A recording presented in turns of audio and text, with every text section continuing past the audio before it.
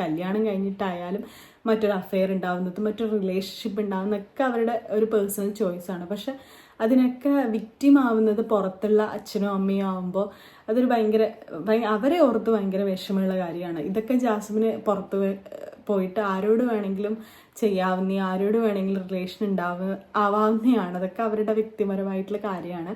പക്ഷെ ഇങ്ങനെ ഒരു ഷോയിൽ വന്നിട്ട് അതിനൊക്കെ ഒരു ബൗണ്ടറി വെക്കേണ്ടതായിരുന്നു എന്ന് എനിക്ക് ശരിക്കും തോന്നുന്നുണ്ട് ജാസ്മിൻ്റെ ആക്റ്റോടുകൂടി. ഇപ്പം ഇന്നലെ പറയുണ്ടായി, അഫ്സൽ മുമ്പ് കമ്മിറ്റഡായ അഫ്സലാണ് അവരെ എയർപോർട്ടിൽ ഇറക്കിയത്, അഫ്സൽ കൊടുത്ത പാവിയാണ് ഹൗസിനകത്തേക്ക് കയറ്റി എന്നൊക്കെ കേൾക്കുന്നുണ്ട്. അപ്പം അഫ്സൽ തന്നെ കുറച്ച് നാൾ മുമ്പ് ഇൻസ്റ്റഗ്രാമിൽ ഒരു പോസ്റ്റ് ചെയ്തിരുന്നു, ഇനി ജാസ്മിനായിട്ടുള്ളൊരു റിലേഷൻഷിപ്പിന് താല്പര്യം ഇല്ല എന്നുള്ള രീതിയിലൊരു പോസ്റ്റ് ഇട്ടിരുന്നു.